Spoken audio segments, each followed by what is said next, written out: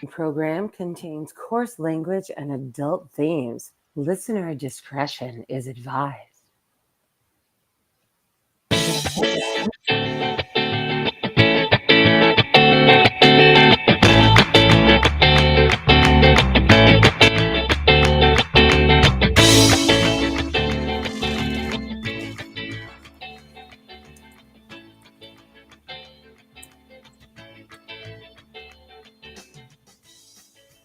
And welcome, everyone, to another episode of He Said, She Said. I am your hostess, Aggie, and with me is our awesome producer and co host, Rick. How are you doing this evening? Wait, does this mean it's official now? Just kidding. I don't know anymore. Yeah, I'm all right. It's been a long few days. I mean, I didn't even think about it till I kind of decided to do an impromptu, live broadcast at the end of the RNC, and that. So I was producing for. So I did. Well, first thing is, Behind Enemy Lines is back. He's decided to run his show on Wednesday nights, so I can't simulcast it because we're already full. So I decided to run that Thursday morning or Thursday mid afternoon without thinking about it. So there's an hour and a half worth of broadcast work. So then I took a 30-minute break, did my show from 3 to 5. So that's 3.5 hours worth of both broadcast and hosting work. And then I decided, because Cranky really, really, really wanted to do the Twitchy live blog, I was like, hey, I two box all the time. I can, which basically means doing, more than one thing at a time on a computer, in gaming terms, basically running the same game on two separate instances with two separate characters is basically what it means, but it's still transferable. So basically, I'm producing for them and live blogging for Twitchy, and then I'm like, yeah. And then at some point yesterday, I got this wild idea: we should probably at least run Trump's speech, not forgetting that Trump loves to talk and talk and talk and Yes. talk. So I thought we'd be on for maybe 30, 45 minutes Nope. and then do a little bit of talk after.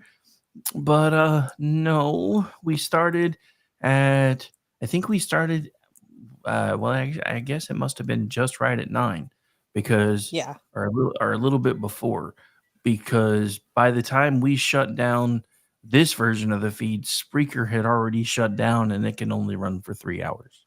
So I did 8 hours of split shift broadcasting and producing yesterday, along with 3 hours and almost 30 minutes worth of live blogging for Twitchy, because apparently I'm a fucking insane maniac. I, you know, he talked for hours. I went to bed, I think it was close to 11:30, and I just could not stay awake anymore, and that was pretty late for me. And he was still going, and people were still excited to hear what he had to say. And I was just like, Except okay, for now Jessica Tarloff. She didn't except like for who? it. Jessica Tarloff from the Five. Oh, She yeah, didn't like yeah, yeah. Well, but Jessica doesn't like him.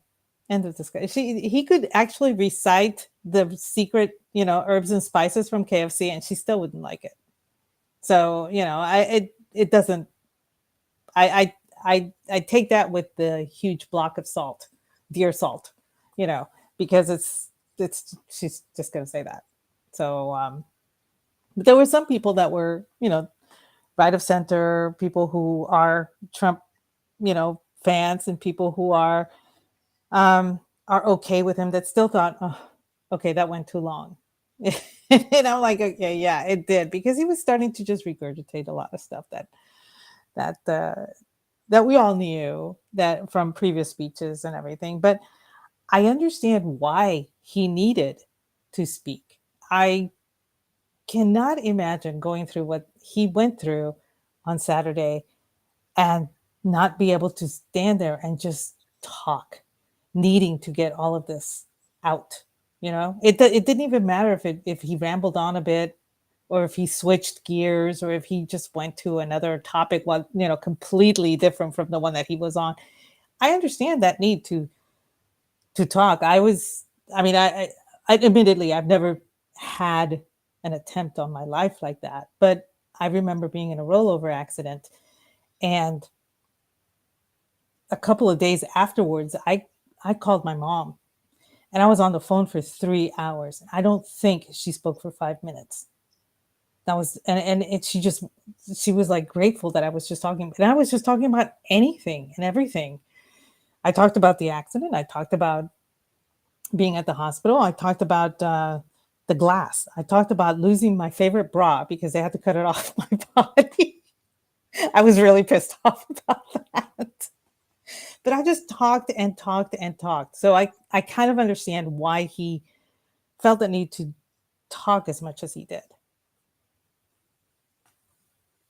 Oh no, I mean I completely understood it. I think for me, one of the biggest takeaways as far as him for me was the overall change in behavior and demeanor throughout the entire thing. Because and somebody else pointed this out about pardon pardon me, for some reason I'm suddenly coughing a lot. Somebody else pointed this out right about the same time that I started to notice it and articulated it much better than I could. So I'm going to borrow what they said, because this RNC was so much different than any other in so many different ways. One is normally the guy at the top of the ticket comes in for the opening day, and then he's pretty much gone and out of the way for the other two, and then he comes back for the end to accept the nomination. There hasn't been a convention in quite some time where the guy at the top of the ticket is just hung out for the entire 4 days. The other thing that I thought was different than what I expected, and I don't know if it would have been as different if not for what he had just gone through, is for the 2 days that he wasn't really supposed to be the center of attention, he didn't make himself the center of attention. He just sat there and he drank it all in.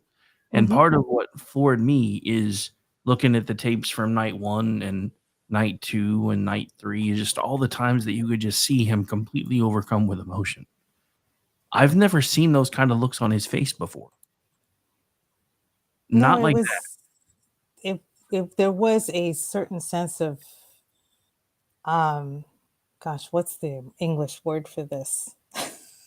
I hate this. I hate the fact that a Say foreign the, word pops into my say head. the Spanish word and I might be able to translate it for you.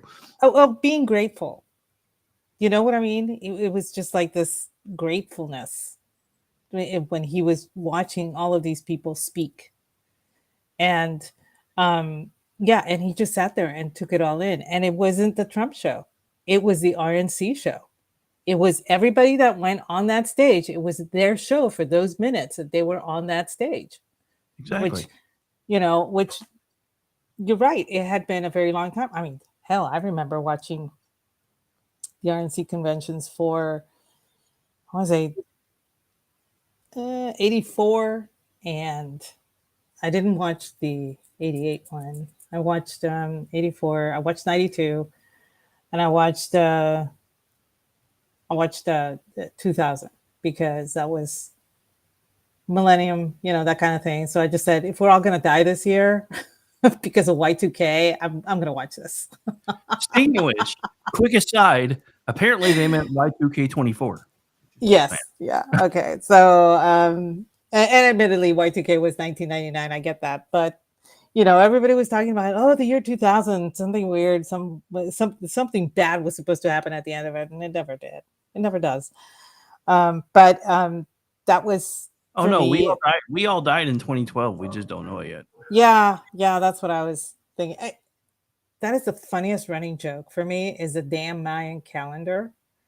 Everybody's like, it stopped at 2012. Did y'all ever stop to think that they just ran out of room and there's probably another calendar waiting to be discovered? Hell, we're still discovering pyramids out there in Maya country. And I'm just like, everybody's like, well, it stopped in 2012. We're all going to die then. And I'm like, they ran out of room, literally ran out of room. I mean, there's just so much room you can have on that piece of rock. There's probably an untranslated hieroglyph or something on the back that says "Please see stone 2." I know, and it's funny because I had a doom and gloom anthropology teacher for intro to cultural anthropology, and that was one of his biggest things was that stupid Mayan calendar. And I mean, he just talked about this thing. Every single thing always came back to the stupid calendar. We could be talking about the habits of the Inuit, and it would come back to the Mayan calendar somehow. He was Well, I mean, obsessed. To be fair, we were just talking about the RNC, and now we're talking about the Mayan calendar. So But yeah, so but yeah, something like I said, everybody said it was gonna something bad was gonna happen in 2012. No, they just ran out of room. So there's always that doom and you gloom don't thing. know that, Aggie. Maybe they were 24 years off, like Y2K. Whatever. It's all gonna happen in Anyway. it's all gonna happen in 2036 instead of 2012. But like I was saying before, I got sidetracked with the Mayan calendar. Yeah, I had seen a few of the RNC and DNC conventions, both. Um, and I don't know if you remember, but I remember when John Glenn was the rising star for the Democrats, and he spoke at the DNC convention, and people started realizing, yeah, he might be a good Democrat, Senator Glenn and everything, but he is boring. And he put the entire room to sleep. And that's when the Democrats realized, yeah, we can't run this guy, that kind of thing. And so you watch these so that you can gauge your senators, your representatives, people that are supposed to be there representing you. And you want to see them speaking to a large crowd that comes from everywhere. So it's very diverse, even though they're all Democrats or they're all Republicans, they're diverse from, in the areas that they come from. You have all 50 states represented plus territories. So you want to see how they interact with the crowd and everything. And that was the main reason I was watching these. And you're right. The guy that was pretty much going to be at the top of the ticket showed up the first day, said hi, then he was gone. Everybody else was talking for the next 2.5 days, and then he shows up at night to accept the nomination. And most of the time, the acceptance of the nomination was a 20-minute deal. But not this time. This convention was completely different. And a lot of people noticed that this convention was a lot of fun. Yeah, this convention broke pretty much every rule of a Republican convention ever. But the other thing that I wanted to say about that is this isn't how a narcissist behaves, by the way, because everybody keeps saying that Donald Trump is a narcissist. And I do believe that he probably does have some narcissistic tendencies, because most successful CEOs do. But he is been being called a full-blown narcissist. As a matter of fact, and I don't remember if it was MSDNC or CNN, but somebody last night pulled out the little litmus test of are you a narcissist or not, and said, look, he's got all 5 of the criteria. I'm like, dude, really? I just stop. But I mean, that's not how a narcissist behaves, though. For him to just sit there and soak it all in and not be like, I want to be on that stage every second. That's what a narcissist would do. But and again, Yes. I don't know if it's him being different because of what happened, or if we're finally, because somebody else said this too, and it's somebody that has known him for a long time, and I heard them say this today, and it kind of resonated with me. It wasn't Dana White or Terry Hulk Hogan. It was somebody else that says, look, I have known this man. I think it was actually Judge Janine. She said, I have known this man for 30 years. Mm-hmm. We've lived in the same city. We run in the same circles. You last night and all this week have finally gotten to see the Donald Trump that we usually see when he's not on camera. So I think you're right. I think the first time around, there was a lot of braggadocio. There was a lot of that New York bore, the pushy things get done, when I want them to type of personality, which it works. I mean, you're running a country, it's going to work. He managed to push other countries into doing stuff that they had shirked for years. So I was perfectly fine with that. And I will reiterate, I don't have to like a politician in order to agree with his policies and vote for him. As a matter of fact, I prefer I not like a politician, because that allows me to hold his feet to the fire and not excuse anything, which I see a lot of people doing on both sides. So, and this is a running thing with one of my relatives, one of my sisters and myself. She thinks Ted Cruz is just an ass? And I'm like, yes, he is. And she says, but you vote for him. Yes, I do. And she's like, but he's an ass. Yes, he is. And she's like, well, how can you vote for him? I said, because he is one. I recognize the fact that he can be an ass and get shit done. Just gonna And say, that's yeah, why I vote for him. because he's an ass that gets shit done. I mean, Yeah, that's I don't have to like a politician. As a matter of fact, I can't think of a politician that I actually like. I've liked them after they retire, but not while they're serving. I cannot, because we all know politicians Well, I are mean, there's another reason why scum. you don't. There's another reason why you don't like them until they're reposed in state, not state like resting, but just like retired. It's because you save all of that for the royals across the pond. Yes, this is true. This is true. So, but But but yeah, the taking in the convention, one of the things that stood out for me, and it stood out for people that, for the most part, did not expect this throughout generations. So I'm talking Gen X, Gen Z, Millennials, Boomers, and everybody, Gen Alpha, whatever the hell they're calling the new ones. I don't know. I have no idea. But the youngest is Gen Alpha now. yeah, so a lot of them were very surprised with the speaker fare that graced the RNC podium. And some of them were not expected. Everybody expects politician after politician to speak. And usually that was the kind of stuff that we got. Even I remember in 2000, I think Zell Miller was actually one of the speakers at the Republican National Convention. And everybody was I think that was the biggest surprise. But again, a politician, he was a Democrat, but he identified more with conservatives because of the way, his stance on being pro-life and all this stuff. So he was speaking at the RNC, and the express purpose was to basically tell the RNC as a Democrat what, how they can bridge together and all that stuff. And of course, the Democrats didn't pay attention to anything, and the Republicans didn't either. But I didn't think it was a lost cause. But that was like the biggest surprise, was to have a Democrat actually speak. Most of the time, you have people that are Republicans that are usually conservative, and usually politicians speaking, usually donors, usually things of that nature.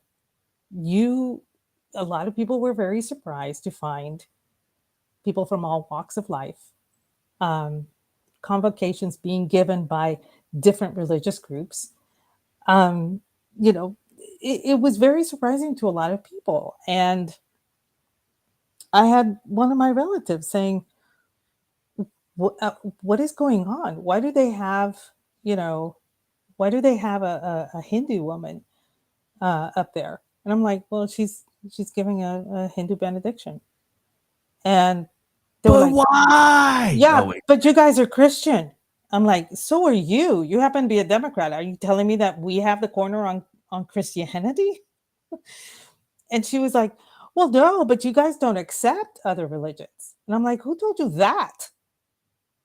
And she says, well, that's Republicans are just are Christian. They're nothing else. And I'm like, oh boy, okay.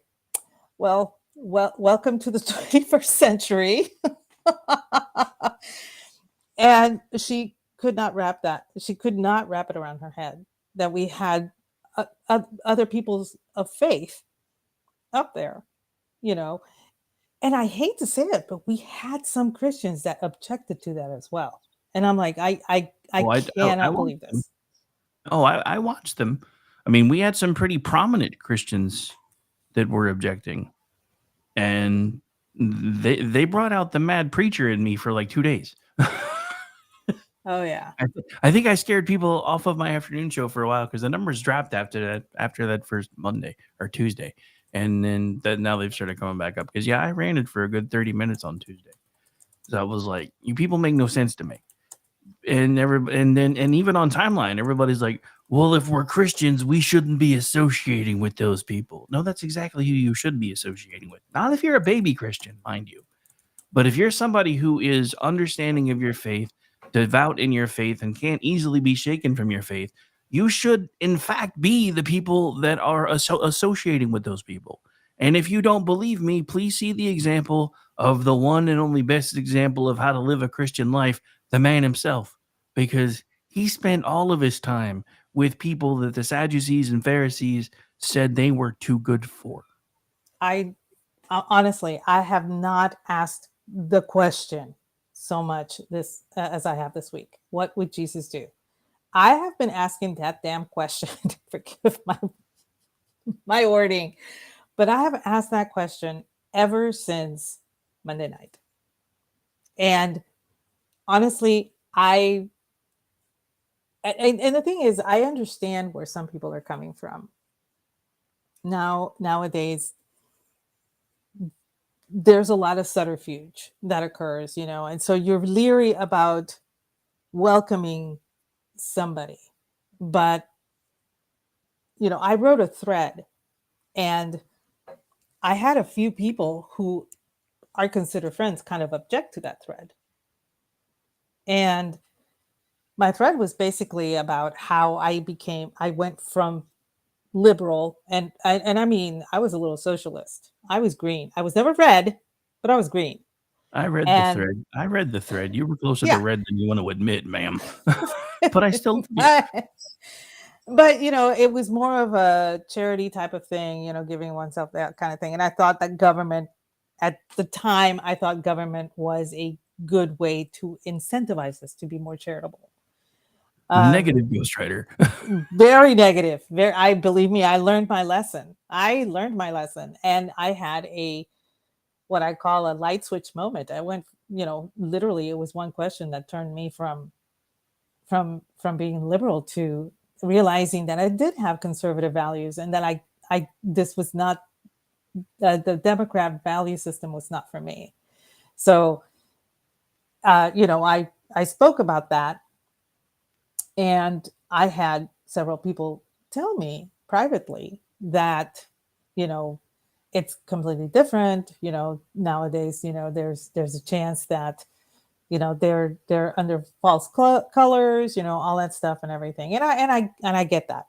I totally get that. But I had this feeling that if I had a conversion from Democrat to Republican, or from liberal to conservative today, I would not be accepted in the tent.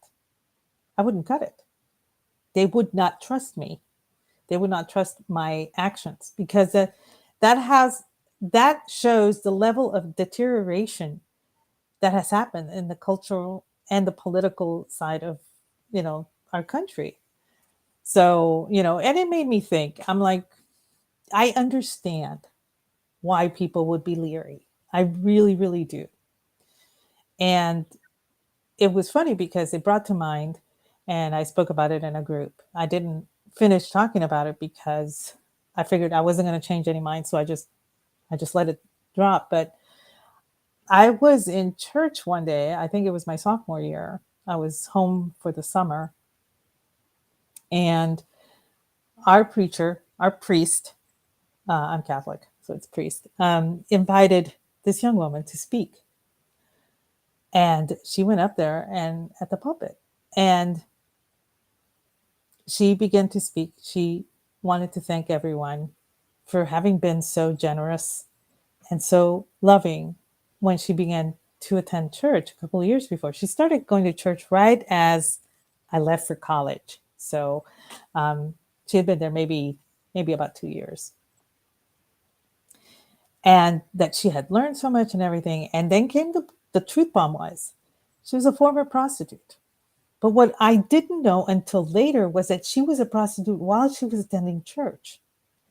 She kept it to herself, but it wasn't until she figured out that people were welcoming her regardless of her sin, and were showing her charity, and were showing her the way towards salvation, that she realized that she had been committing a grievous sin, and she decided to change her life because of the charity and the love that had been shown to her in that church.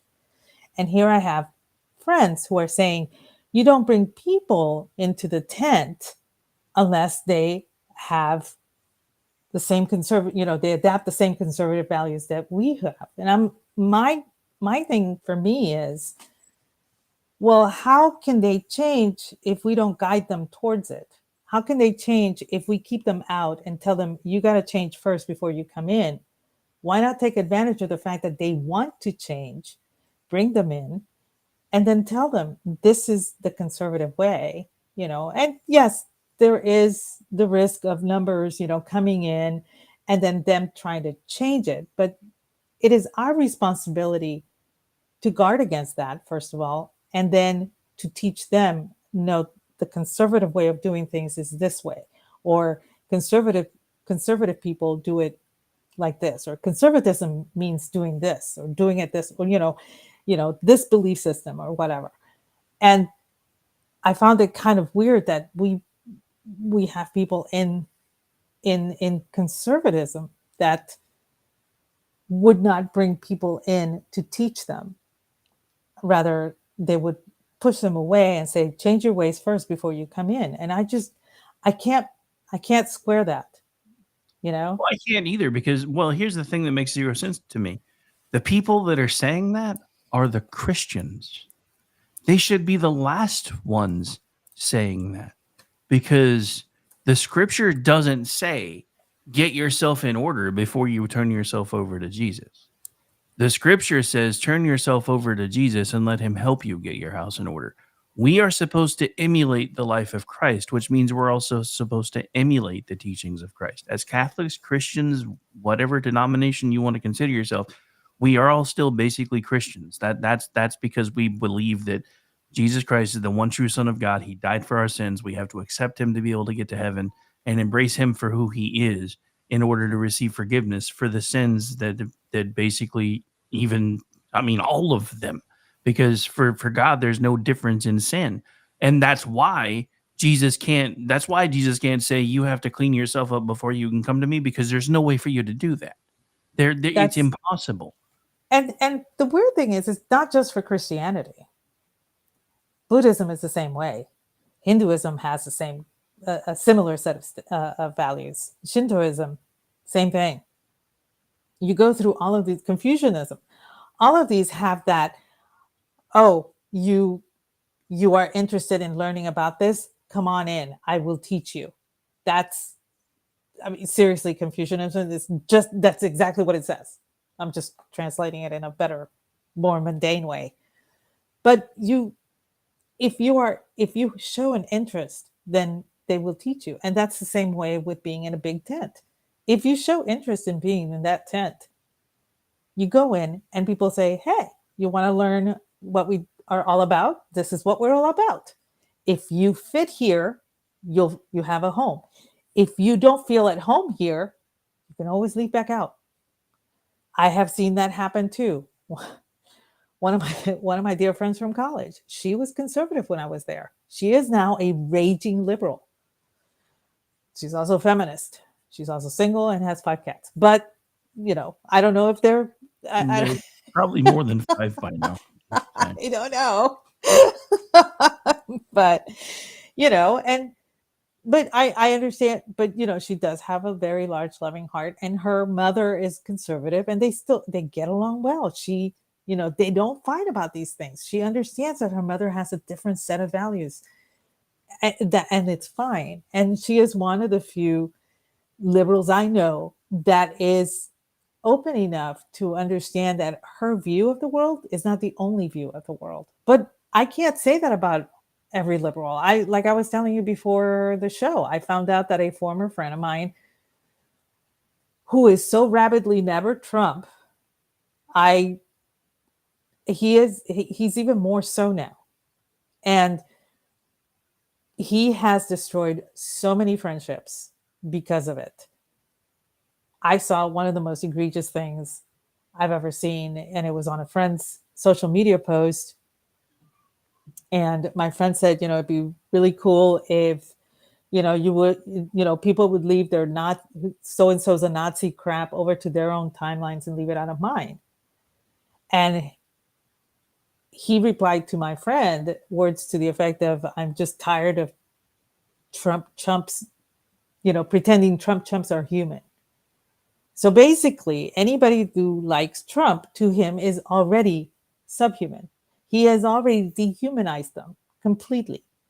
And, so on a lark, I went to his social media page and I found I could not believe that he said this, but he wished that the shooter had not missed. And I'm like, how? I've been seeing that all over the place, and it really Yeah, and I've seen it everywhere. But I would have thought that somebody who espoused to have conservative principles, to be a man of faith, would say something like that. It was just, to me, it was unpalatable. And I was like, yeah, you know what? There is no hope to have this friendship back. I had been hoping for a few months, saying, well, you know what? He's dealt with Biden now. He's now living in Texas. I had always told him that when it came to his son, I was available as a babysitter, and unfortunately I moved away. But he was always welcome to play with the Legos at my house, that kind of thing. But I'm just like, this guy is lost. There's no coming back from that. Trump there have has been broken so many people. I mean, just literally.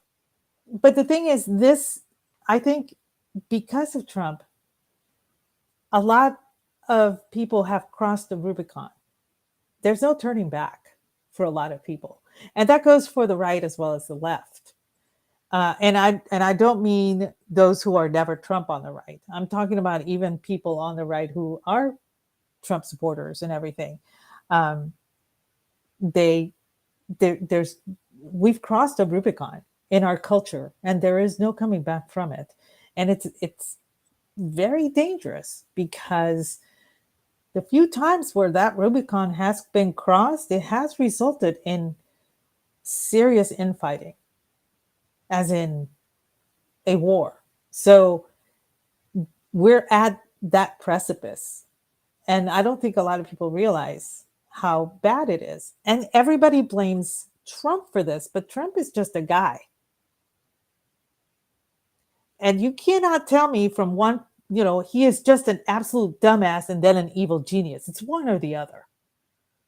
But the same people that say he's a dumbass, they also say he's an evil genius. So they're focusing on this one guy. And for the life of me, I don't think they don't see the bigger picture, So for me, this past convention opened up a lot of eyes. It opened up a lot of new ideas. And I saw a lot of people that were unexpected speak. And for me, I thought this was great. I thought it was fantastic. I may not agree with all of them, and I may have reservations about some of them. But the thing is, we are the ones that are the welcoming party. We are the ones that are always saying, you're always welcome to come in. We are the ones that espouse diversity, and we show it all the time. This is why a lot of people were very shocked to see, her name escapes me, but giving a Hindu invocation. This is why everybody was so shocked to see it. And I'm like, why does that shock you? We have Hindus in conservative circles. We have Hindus serving as Republicans, and, we have not just, we have Jews, we have, I know Muslims that serve as Republicans. I mean, it just blew my mind that people would think, but you guys are conservative. Why would you allow this? And that bothered me, that the term allow. Why would you allow this? Because it shows a lot from the other side. You know what I mean? Yeah. Well, so I guess my problem is it doesn't really bother me so much from the other side, because I expect it from the other side. What I didn't expect was that kind of vitriol from our side. Like, with me literally having to explain to people that are supposedly devout Christians, well, we shouldn't be letting her say a Sikh prayer on that stage. Who said you get to decide that? The GOP is not a church, guys. That is the big thing. And that was what really bothered me, because somebody that I know and care for deeply told me that we need to view this as a church. You do welcome everybody, but you don't put them all behind the pulpit. And I'm like, yeah, actually, I kind of do want them behind the pulpit, because everybody that comes in the church has a story to tell. This young woman told an amazing story of redemption and love and Exactly. charity. And had she not stood up there, I wouldn't have known. Most of the people wouldn't have known. She was a very private individual, and only a few women in the church actually knew, because she had taken it upon herself to confide in them. But nobody else knew until she stood up there and she told them she was grateful for what the church did, us as parishioners, for her. And so, yeah, I do want everybody on that pulpit. I do want to hear their stories, because that's how we learn about each other. That's how we learn. That's how they tell us about their journey. And then we know how to take them on our journey. And this is when everybody fails at understanding. Yeah, sure. It's not a church. No, it's not a church. Treating it as such, though, that's dangerous. I mean, well, the first thing is, and this is something that, again, as Christians, I feel like we should understand more. The church isn't a physical building or a location anyway. The church is us. So I don't necessarily have an issue with having church when there's two or three of us together, because where two or three are gathered in my name, there I am also. But what I have an issue with is us, again, deciding that wherever we decide to have that church, in that moment where we're invoking prayer and everything else, that we decide that other voices aren't welcome. I have a huge issue with that. I mean, and also the people that we're talking about, the Hindu woman saying the prayer on the stage, were people that should have known who that Hindu woman was. That's Harmy Dillon. Thank you. She was this close to becoming the head of the RNC, and nobody knew who she was.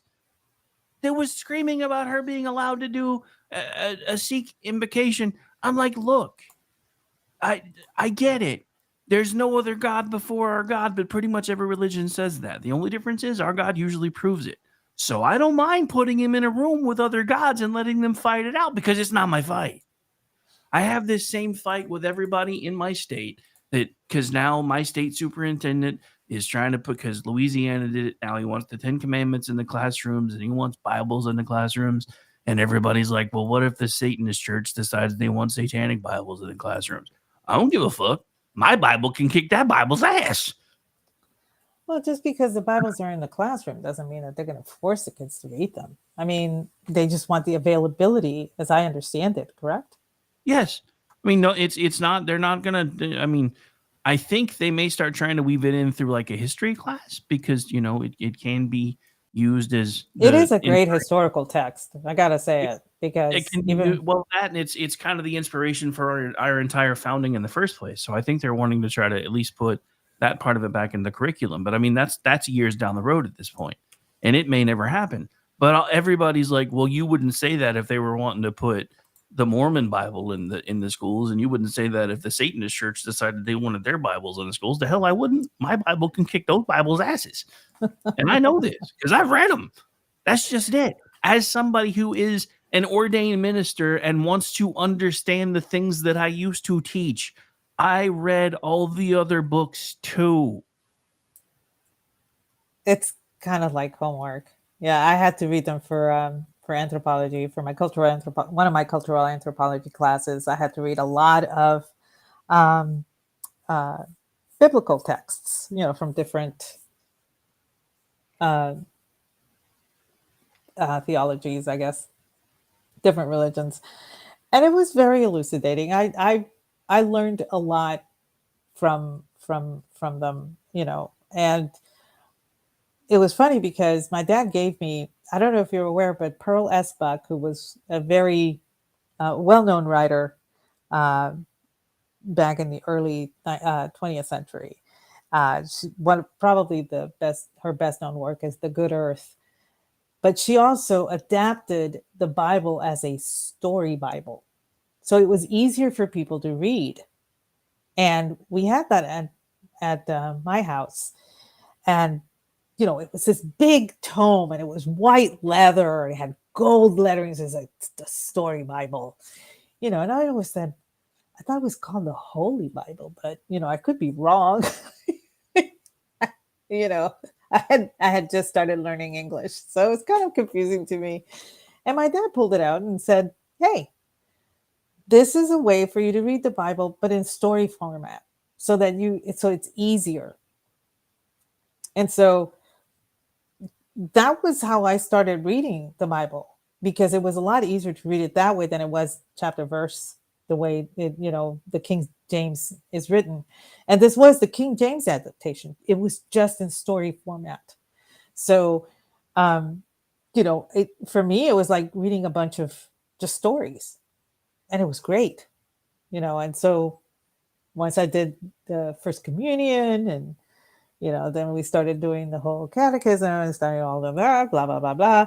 Then you get your say it your own Bible, and I'm like, but I've already read it. And then the poor nun is like, "What do you mean you've read it?"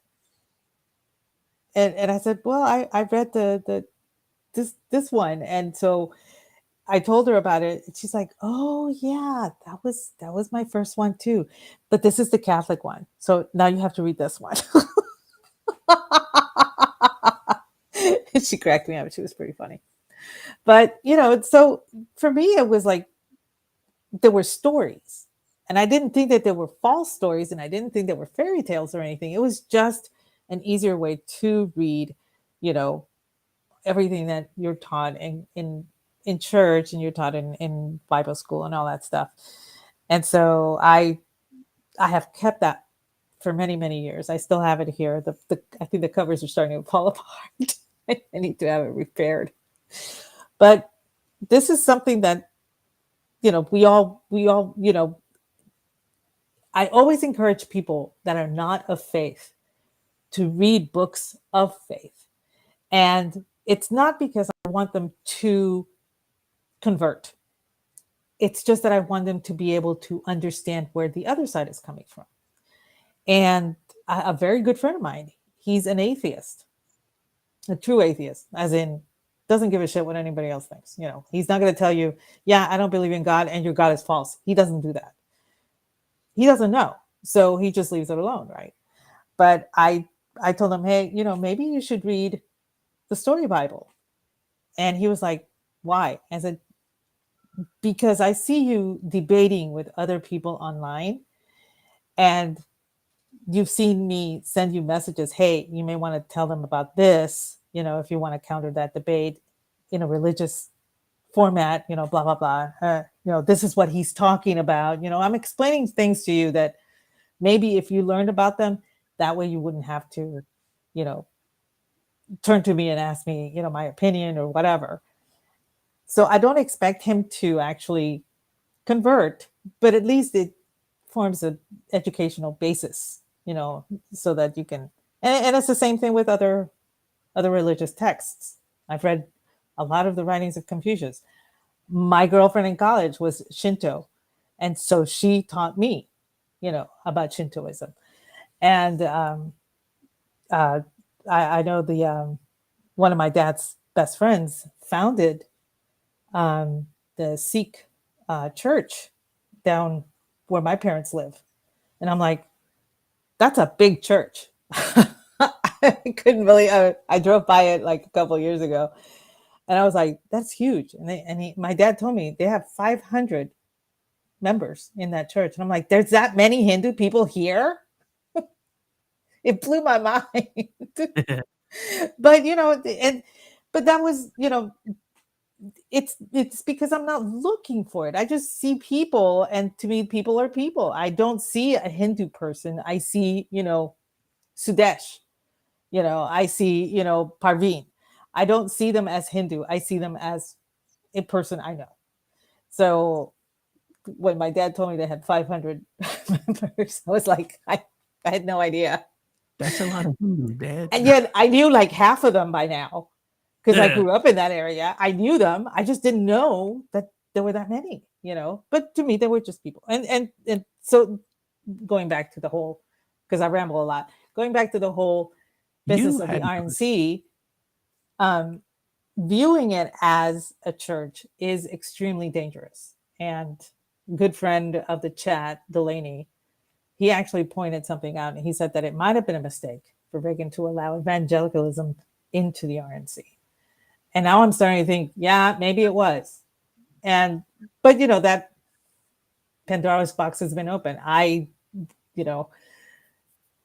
do we fix it? How do we go from here? Now you have fighting factions inside the tent saying, well, so-and-so can't come in because they go against our values. And I'm like, but they want to learn our values. How are they going to learn the values from outside the tent if you don't let them in? Well, and that's why I keep using the analogy because like I said, a lot of the people that are saying that are the evangelicals. I mean, we have really, I'm not going to name any names, but we have people that we associate with on the daily that are just teetotaled over some of the people that were allowed to speak at that convention. And they're like, conservatives are homeless now. No, they're not. We're just adding extra rooms. I don't understand it. I really don't, because we were the party that just a few years ago thought we were dying. I don't know, because I know I was politically active back then, and I don't know how politically active you were back then. But do you remember what Romney's convention was like? Oh, snooze fest. Seriously, snooze fest. Like friggin' country club BS fucking. I tuned in just to see that, Sarah Palin, that kind of thing. That's what I tuned in for. And that was about the most vivacious part of the whole thing, was when she was up there. That was it. Everything else is the word sonorific? Like it puts you to sleep? Because that's what it did. Yeah, I think so. It was, and it was the same with I'm sorry, I was speaking about McCain, but it was the same with both McCain and with Romney, and I'm like, for years we have been saying, we've been told, we need to get rid of the old establishment. We need to get rid of establishment. We need to get rid of the old people. We need new faces. We need new people. We need to invigorate the party, blah, blah, blah. So what happens? It's being invigorated. And then people here are saying, yeah, that's the wrong kind of invigoration. Yeah. And I'm like, you can't have it both ways. we need new people in the party. And then all of a sudden, Thurston Howell III speaks up. Not those people. Yeah. When it was announced, well, I kind of knew it was going to be Vance, because I found out Vance actually had Secret Service protection on Monday morning. So I was just like, oh, it's him. It's him. And so, I started thinking, this was a fucking great chess move. JD Vance was a great, great chess move. All I heard from people my age and older was, he's too young. He doesn't have enough experience. He hated Trump. He cannot be trusted. And I'm like, you sons of bitches wanted a new face. You wanted somebody younger. You wanted to defeat every single argument that the left had against the grand old party. And here it is. Beautiful form. I may not agree with all of JD Vance's, platform ideals. I know I don't. I don't think I agree with some of Trump's. I don't think I agree 100% with anybody, to tell you the truth. Well, that's just it. We're not supposed to. Yeah, exactly. We're not supposed to. Even Reagan had an 80-20 rule. Exactly. At this point, with as broken as everything else is, I'll take 70-30. I might even go as low as 60-40, just as long as we start moving things in the other direction again, because things are just that broken. That's why I don't really care who they bring back into the tent, who comes into the tent for the first time. It's like Amber Rose. I didn't even know who she was. I Oh don't yeah. care because She's standing up there, and I was like, oh my goodness, that's a young person speaking, and she had a story to tell, and it was a great story. And you know what? That story, a lot of people her age heard it too, because there were a lot she's of got her fans 3.5 tuning in just for million that. followers. She's got 3.5 million followers on X. But because she has an OnlyFans, I and don't she said, care. no. And she said, my OnlyFans is half off for tonight only, because I'm going to be speaking at the RNC. And because she was doing, and I'm like, so she's a capitalist and we're against this. Why exactly? That's exactly what Andrew said. He's like, wait a minute, I thought the GOP were capitalists. I mean, look, if she had said, hey, look, since I'm speaking, I want you guys to put the QR code for my OnlyFans behind me while I'm talking, then I probably would have had an issue. But the fact that she was smart enough to say, hey, I'm going to be at the GOP and you can get my OnlyFans for half off, that's just being a businesswoman. But that's the thing. I don't care about any of that. And it's the same argument that I've had with several people. Well, porn is a sin. Well, yes, a lot of things are a sin. Telling a lie is a sin. Guess what? The lie, to all you married guys, when your wife says, "Hey, do these pants make my ass look big?" and you say no, and you're lying, even though it's a white lie to Jesus and to God, that's still a sin, bro. I will intercede. There's a way around that. There is a way around that. If she asks you, do these pants make me look fat? The correct answer is no, honey. Your ass makes you look fat. Yes, you will die in a fire, but by God, you will be right and you will be absolved of any sin. No, the correct answer, the honest correct answer, if you want to be completely honest and still wind up probably dying in a fire, is I love you, honey, but it's not the pants.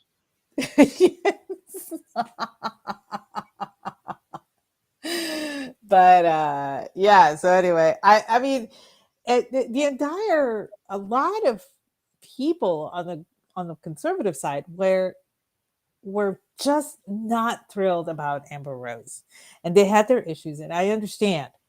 I completely understand, because what you're saying in effect is she's bringing her morals into the tent. Yeah, she's bringing her morals into the tent. It's your job once she's in the tent to tell her, yeah, those are the wrong morals, and this is a better way to, if you want to adhere to conservative values, this is the right way of doing it. Or, they're she's willing to learn.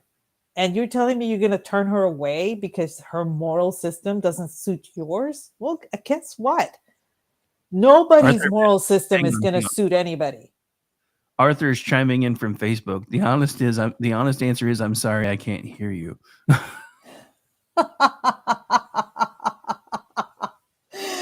Yes, for those of you who are not familiar with the little AVI, that's XBrad TC over on Twitter. So yeah, that's a good one too. I can't hear you. I'm deaf. I'm sorry. No English. No speak English. No speaking English. Oh, you realize we have like almost 200 people listening to us ramble right now? Hi, everybody. How you doing? Well, I ramble a lot. But, going back, I know we keep circling back. Hey, Jen Psaki. Circle back. I need to invest in some sake for Friday nights, because with as often as we circle back, we might as well be drinking it. Just don't warm it up. It's worse if you warm it up. I mean, I know you're supposed to drink it warm, but it'll hit you even worse than if you drink it cold. I don't actually like warm sake, so I don't either. I don't like sake at all, but I cook with it. For cooking, it's fine, but that's about it. But anyway, then going back to the whole convention thing. I mean, she wasn't, Amber Rose is not the only one that people kind of objected to. But the thing was, one of the things that I saw that really warmed my heart was that there were people there from all walks of life. We had a World War II GI standing up there, a veteran who was 99 years old, who said he would be willing, if Trump called him, he would be willing to sign back up That at was 99 years of age. And I'm like, I was in tears the whole time he was speaking, by the way. I was crying. You had the president of the Teamsters Union speaking up there. which has never happened before, by the way. No, it hasn't. And here's the thing. He represents unions that are mostly blue collar. And these people, these are the middle class, the people, the working America. And here he is speaking at the RNC, trying to bridge gaps that have existed for decades. Okay. And people took exception to it. And people were saying, well, now he's going to speak over the DNC. I don't care if he speaks at the DNC. I expected him to speak at the DNC. It's the fact that he spoke at the RNC that should make you pay attention. And a lot of people are like, well, he's probably lying. I said, but you cannot say that he's lying because you don't know for sure. And you have to be able to be open enough to put out feelers and see if they really mean it, if they really want to bridge gaps. The guy was up there for a reason. It took a lot, believe it or not, it took a lot for the guy, the president of the Teamsters Union, to go up to the RNC and speak. Oh, I know it did. And a lot of people don't appreciate that. They really don't. Like I said, I don't agree with him. Maybe 1%. But the fact that he was willing to talk about what he wants from a future president, what he wants from the government, how he wants to work with the government, how he wants the things that are needed for the unions, all of these things. And he brought that to our table, not the DNC's table, where they have been expecting it all the time. I mean, the longest running joke is that the union is just a funneling arm for the DNC. So what the hell is he doing over at the RNC? He's not expecting any money to come out of this, but he wants to bridge a gap that obviously has existed for a very long time. I can at least give him props for that. You had, gosh, his name escapes me. You had Tucker Carlson up there, which took a lot of people by surprise. Especially CNN. Can I just say, for one, I've not really been much of a Carlson fan since he's basically been let off the chain, because he's kind of gone weird in a few places. So I haven't really been paying that much attention. But watching Fox News, who fired him, have to carry that speech made me warm and fuzzy. It was and you could tell because Jesse Waters was smirking the whole time. He was loving every minute of it. And CNN was just, they were so, you could tell they were upset.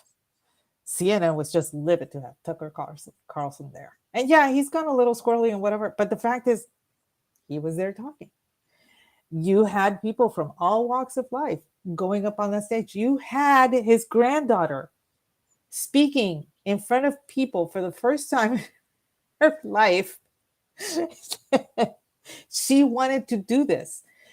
She wanted people to know that this guy was just her grandpa. And seriously, left Twitter just went insane. They were just so upset about this young woman standing up there talking about Trump because she completely humanized him. And she undid so much of that the left had built up against Trump just with that tiny speech. I'm in school, Grandpa. I got to go back to school. That kind of thing. I mean, it's funny to me. And I can appreciate it because when I was, helping out at the high school, every so often I would hear one of the kids that was waiting to talk to one of the counselors. They would answer the phone. Yes, Mom. Yeah, I took my vitamins before I left this morning. Okay. Yeah, the bell's gonna ring. Bye, Mom. Things like that all the time. You had moms calling, you had dads calling. Sometimes every so often with aunt or grandparent. But that to me just shows that there's a lot of humanity in this man that has unfortunately been taken away by politics, and not by him practicing politics, but by people who use it against him and make him out to be this monster.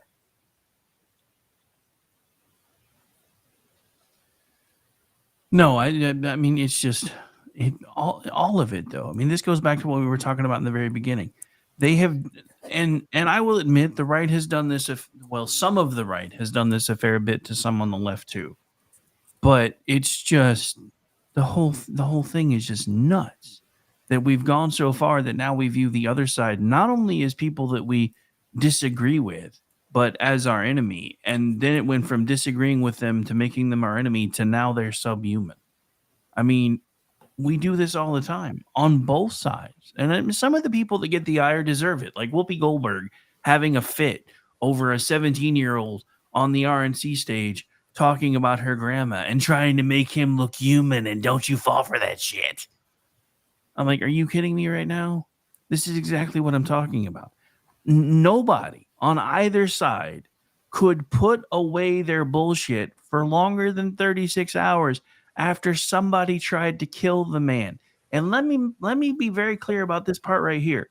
I don't care what the actual political affiliation was of this 20-year-old kid, because it doesn't matter to me whether he's a Democrat or a Republican, because at some point he bought into all the clear and present danger bullshit, just like Adam, what's his name has that I can't think of his fucking name right now, and Joe Walsh and half the others that are like, I used to be a Republican. Yeah, Kinzinger. I used to be a Republican until Trump, and I didn't leave the party. The party left me, and he's nothing but a Nazi, and he's white supremacist, and he's a direct threat to everything America stands for. Then you've got Joe fucking Scarborough saying that somebody needs to put a bullet in him. Nobody said a word about that. You've got Joe Biden a couple of days before it happens. It's time we put Trump in the bullseye. You didn't think anybody might take that sentence literally, Joe? Even if you didn't mean it that way?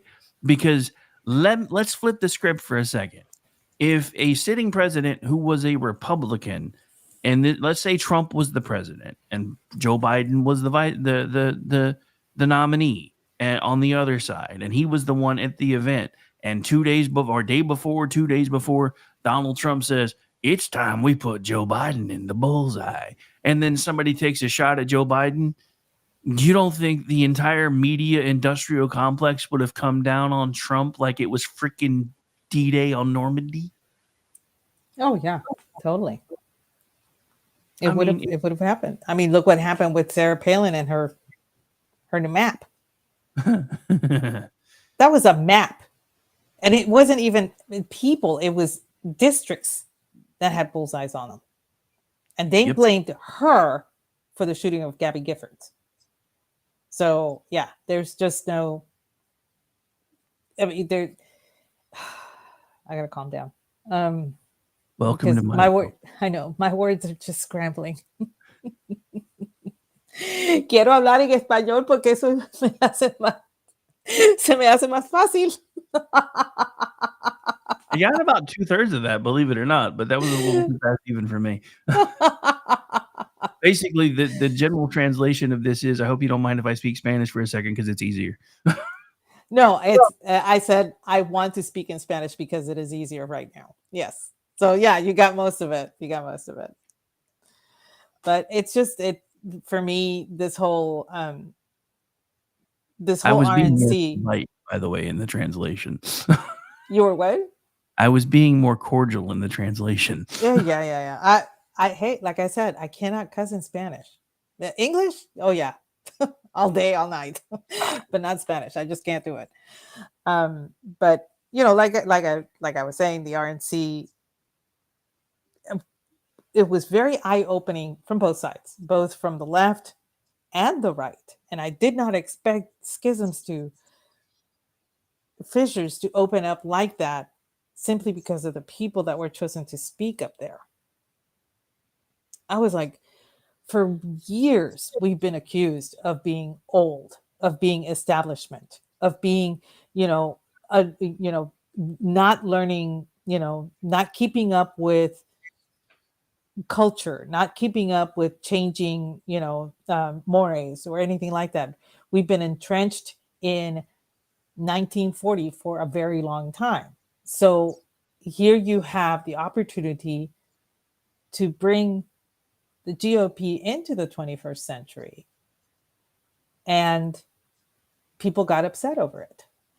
And for me, it was an irrational anger from the right, because you had a lot of people saying we should not have Hindu, invocations up there. We should not have this other person up there because of her moral standing. We should not have this guy up there because, he's a union racketeer. And I'm like, first of all, politics is racketeering. So, forget the whole union racketeering thing. It's just not going to wash. All politics is racketeering. That's all it is. So that argument goes out the window. Second of all, I was always told, to cast no stones. Yeah, because we're all in fucking glass houses. Wait, glass houses can do that? I need to buy a glass house. Well, no, because I'm not throwing stones from my glass house because somebody's going to throw it back and just break it. So I don't understand. I think she missed the joke, but that's okay. I did on purpose. But anyway, y'all would think I've been drinking, but I'm drinking water. I'm completely sober. Shoot, I'm so tired. I'm sitting over here drinking iced coffee because I have another show after this one. Oops. But anyway, so for me, this was very eye-opening, and like I said, I understood where people were coming from. But my point was, you're the same ones that were saying we need to change things. We need to invite new people. We need fresh blood in this, because you guys have been complaining about how old all of our politicians are. All of them. And they're not wrong. They're not wrong. They're not. So when you have, when like I said, when they picked JD Vance, a lot of people were like, but he doesn't have experience. I'm like, he's going to be VP. What experience do you want? He's a senator. First of all, how does he not have experience? Do you realize he'll be like the first Marine in history to be vice president if this happens? Mm-hmm. About time. So that's my point. How is it that he has no experience when he's been in the military, he's run a business, he's been a senator now for at least a little bit? I mean, come on. I mean, at this point, he's got a hell of a lot more experience than the other guy did when they brought him in from Chicago in 2008. I'm just saying, just a few years ago, this boy would have been fetching my coffee right in the middle of the damn convention. Oh, yeah. That guy. I mean, clean and articulate. Mm-hmm. But hell, I mean, he's going to be VP. I mean, and the whole thing about it is, and I was joking about this. I don't remember who I was joking about it with, though. But I was joking. I think it may have been Delaney. I was joking with somebody, and I think it was Delaney, that this kid's young enough that if this works and he manages to pull off VP and they do a decent enough job and he gets the nomination and manages to run the table, then he can spend 4 years as VP, 8 years as president, and still be young enough to go back and play in the government again if he wants to, or be young enough to go back and run his business again if he wants to. without having to miss a beat. And the whole thing about it is, am I a little pissed that we jumped straight from straight from X into a millennial? Yeah, just a little bit. Generation X has been overlooked the entire fucking time, but that's okay. We could have had a Gen X president, but y'all wanted the octogenarian. I have to get over that point. But I don't mind the fact that he's trying to bring new blood into the ticket. One of the moments, there were about 5 key moments of Trump's speech last night that were runaway moments for me. One of them, because it was the first time he said it, and I ever actually believed him, because you could hear the sincerity this time.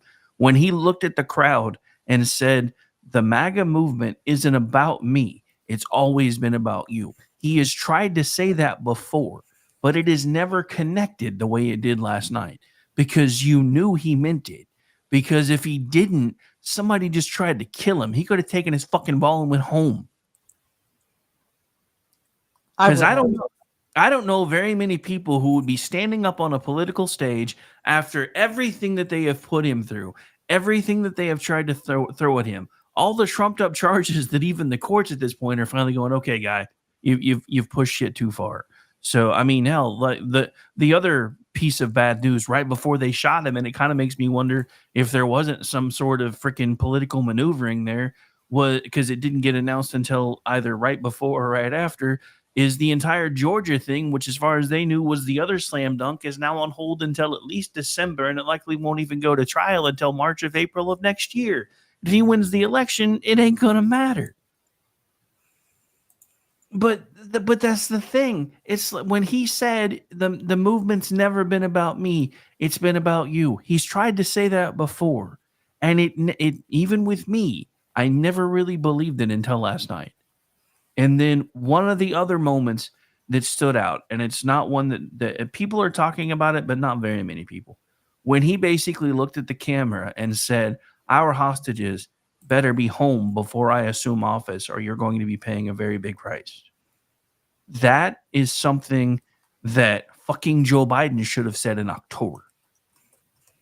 Our hostages better be released before I wake up, or we're coming after you. Because there are Americans that are still dealing with this bullshit. There is no reason we should have any Americans dealing with any bullshit anywhere. That's like the journalist that just got sentenced in Russia today. Do you think that Putin would have been doing this bullshit if Trump was in office? I don't think so. Joe Biden has been telegraphing to the world how weak and unstable we are from the moment he got into office. Exactly, Delaney. I have never seen him as sincere as he was. Not even just last night, just even in the bit parts that he played where they showed him on camera. Like the first night that he was walking in, you could see him trying not to tear up. When he wasn't trying to be forceful last night, when he was just talking to talk, you could hear his voice nearly breaking up. This is a side of him that I haven't seen, but this is a side of him that people I know say they have seen. And that's what I've been saying for the last 8 years, because they're like, you don't know him the way we know him. We've hung out with him off camera. Then if he listens to you at all, you need to tell him to start letting people see that side of him, because all they ever see is the grandiose side. But that's not really his fault. If you really want to stop and think about it, the side of Trump that he's let the world see for as long as he's let the world see it was a side of himself that he created. Because if you go back to his original interviews when he was first starting to be going on the talk show circuit way, way, way back in the day, like 20-something Trump, when he did, I think it was either Carson or Leno, I don't remember which one it was, but he was on one of the late night talk shows when he was like pretty damn young. And until somebody was speaking with him, he was looking at his shoes every single time. Mm-hmm. He does like his shoes, I gotta admit. Well, no, I'm just saying it wasn't that he was admiring his shoes. He didn't know what to say or how to comport himself until somebody spoke to him. Well, when he was being rushed off the stage, he told them, get my shoes. Yeah, get my shoes. And I'm there. I'm not gonna lie. I'm like, yeah, I don't leave my shoes behind. I already suffered through losing my favorite bra. No, I'm not gonna lose my favorite shoes either. So yeah, I totally get it. Nice. I know everybody complain about why does he need his shoes? Why does he have to get his shoes? Blah, blah, blah, blah, blah. And I'm like, there are some people that have a compulsion, and I am one of them. When I was growing up, my dad was very strict about us wearing shoes outside. You just do not go barefoot anywhere. And to this day, I don't. I wear slippers inside the house. When I go outside, I am never barefoot. And it was because my dad contracted bilharzia from the river when he was very young. So he was very adamant that all the kids always wear shoes outside. He may have a certain compulsion. I don't know, but it may be that, some people are saying, well, that's because he wears lifts in his shoes. And I'm like, well, that doesn't mean that that's why he wants his shoes. Maybe the shoes mean a lot to him. Maybe they're his favorite pair of shoes. Or maybe, like me, has a compulsion that he must wear shoes when he's outside. I don't know. But I certainly wasn't going to judge him for it, especially since I like shoes. So, not to go back to that moment, but one of the things that drove me absolutely crazy was listening to Joy Retard on MSNBC talking about why in the hell would they let him pause for that photo for 8 seconds? You can't tell me there wasn't something up there. They weren't letting him do shit. They were still trying to move him when he was doing that. He's like, no, I have to let these people know that I'm okay. And that's what he relayed last night. He's like, I'm fairly certain. He's like, I'm not even supposed to be here anymore. And I'm fairly certain everybody in the crowd thought I was dead. So when I realized I wasn't, that was one of the first things I thought of was I have to let them know that I'm okay. And he had to let them know, to calm down, because people were still there. They were rushing at the stage. They were, they weren't leaving. They weren't fleeing, they were worried. And so a lot of people are like saying that this was completely staged. And I'm like, yes, I am sure that somebody is actually going to say, hey, I need to hire some guy to take a shot at me, but he could only get me in the ear and make sure that he shoots up the rest of the people too, to make it look convincing. My God. Well, who was one of the people, who was one of the people running with that idea, don't you? Oh God, no. Who? Sherry Jacobus. Oh, good God, what happened to that woman? I think I'm one of the only KLRN radio members that's not blocked by her. So within like 20 minutes, I saw somebody, because she was like, "Oh my God, Trump's a monster," and somebody was like, "You do know he was just shot, right?" She's like, "He staged all that shit." So he staged having himself shot just a little bit, but he was okay with somebody dying. Trump doesn't give a shit about anybody else but himself. Oh my God. These are the people that are too far gone. And unfortunately, our good friend Gene uncovered an entire rat's nest of them when he did his show Behind Enemy Lines the other day. He found a man on the street kind of segment where dude was just walking around talking to people about the Trump shooting, and half of them were like, oh yeah, it was staged. One dude went so far as to say, it was really well done, but it was staged. It almost looked real. Oh my God. I'm just like, he's team, no pants, no shoes, no socks, all service. All service. I was, that whole thing has just been wigging me out. The entire failure from the Secret Service. It's the more that comes out, the worse it looks. It looks really, really, really bad. And you know what I've decided? I'm putting a wheelchair ramp back on my front porch, so nobody can that'll do a keep raid. that'll keep them all out. Raid. And if I ever get to the point where I owe the IRS money, I'm just going to tell them I put the check on my roof.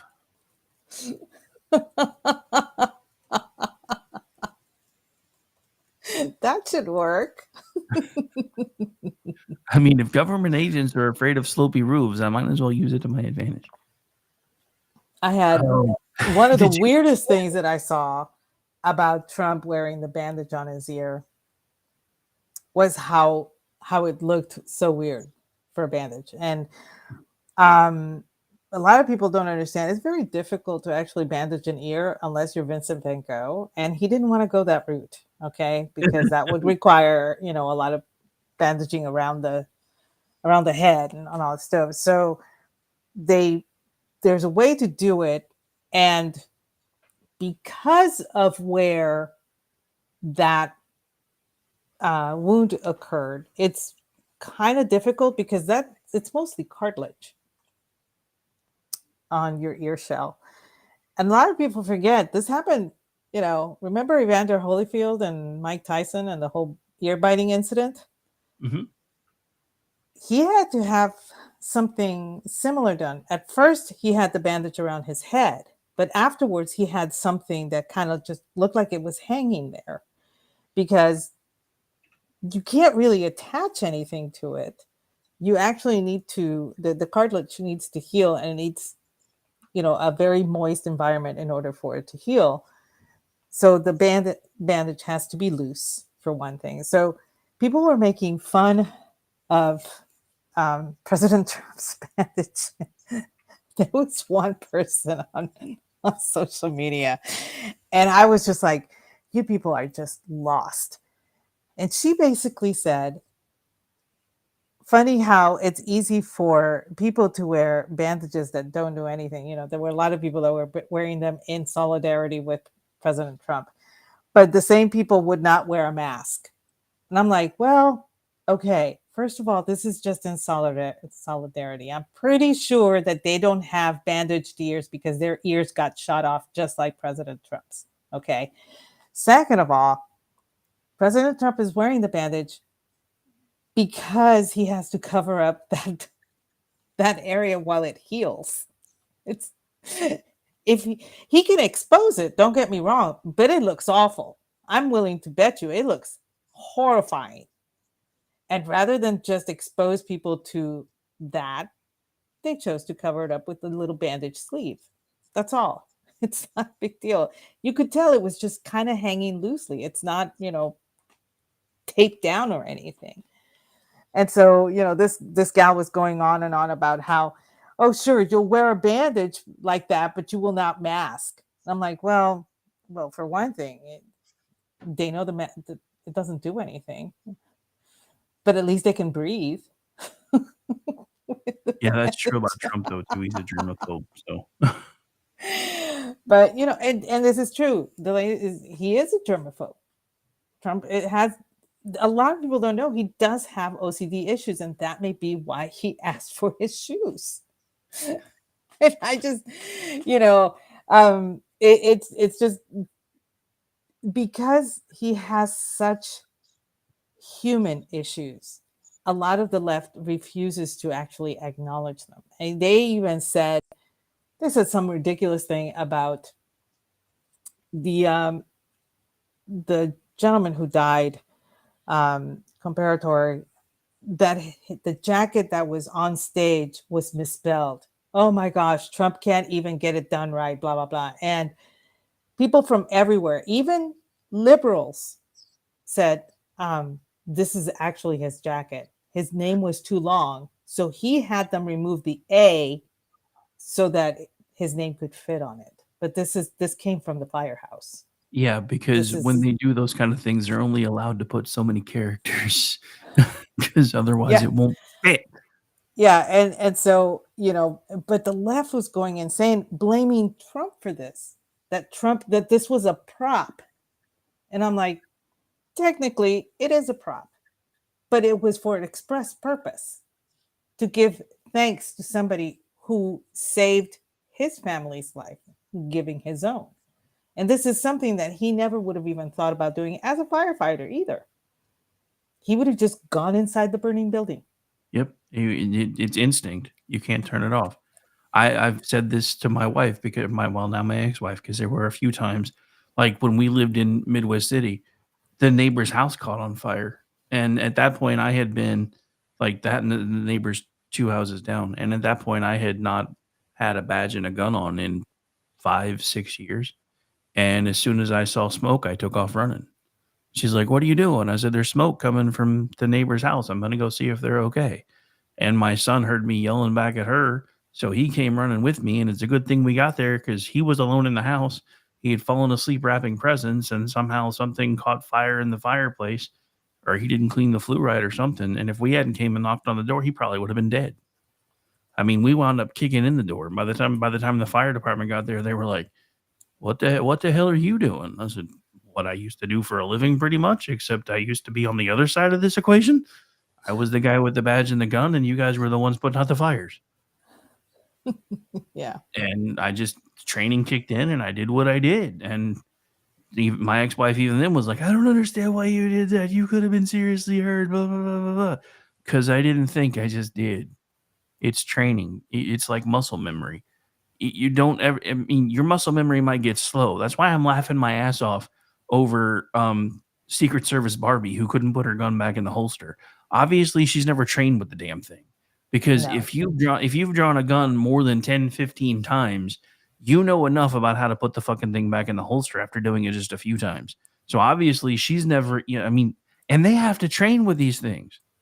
Me, even when I went over to private security, we had to requalify every year. So I know she has to have firearm training. How can she not know how to put her gun back in her holster from muscle memory?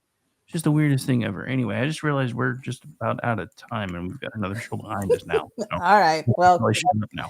Go ahead and tell us where we can find you. Oh, God, do I have to? Yeah, Don't you find me. It's a trap. All right, so you can find me here in just a few minutes, actually here in a couple minutes, with John Katz doing Going Mental now every 2 weeks, every other Friday night, live here on KLRN Radio just after we finish this one. Tomorrow night, I'll be here at 9 p.m., 10 p.m. Eastern, 9 p.m. my time, doing the Juxtaposition show. Unfortunately, our Matrix show has been pushed again because somebody's out of town. Fucking Mother Nature. So we're going to come up with another topic and do that tomorrow night. And then I'll be back Sunday night doing America Off the Rails, 10 p.m. Eastern. And then Monday, back around doing the Rick Robinson show, Monday through Friday, 3 p.m. to 5 p.m. Eastern. And then most of the rest of the stuff you're going to talk about. So other than that, I'm just going to say Wednesday nights, 7 p.m. Eastern with whatever. And then 10 p.m. Eastern with Ordy doing Rick and Ordy. And then Thursday night doing Jen and Rick, 10 p.m. Eastern. And then usually back here with you on Friday doing this again. And next Friday, it's just us. Other than that, you can find me on most social media platforms at RowdyRick73. You can find me as a contributor on Twitchy.com, MisfitsPolitics.com, and TheLoftusParty.com. And I'm also the executive producer of the Loftus Party podcast, which usually drops on Tuesdays. And how about you, Aggie? Where can folks find you? Well, you can find me at Aggie Rican and at Aggie the Barkeep. Those are over on X. You can find me 8:30 p.m. Eastern Tuesday nights doing the Cocktail Lounge with the ever suave Brad Slager. 8:30 p.m. Eastern Friday nights doing He Said, She Said with our awesome producer, you. Sure. Aggie time. Last Wednesday of every month at 8 p.m., we do Toxic Masculinity, where the guys, G, Ordy, Rick, and Andrew get together to discuss guy issues. We host a Baby of the Month, and I bring the drink of the evening. And Jeff and I now do a book podcast called Spirited Books, also at Aggie Time, a.k.a. 8:30 p.m. Eastern, on the first Monday of every month. So you should tune in for that one, because we tend to do obscure books, so that it's really cool that way. Anyway, thanks for joining us, and we hope you guys have a great evening. And for those of you who want to hang out, and stay out late, I'll be live again here in a couple of minutes with John Katz. If not, I kind of understand why you hang out with Aggie and not me. Just saying. The scenery's better.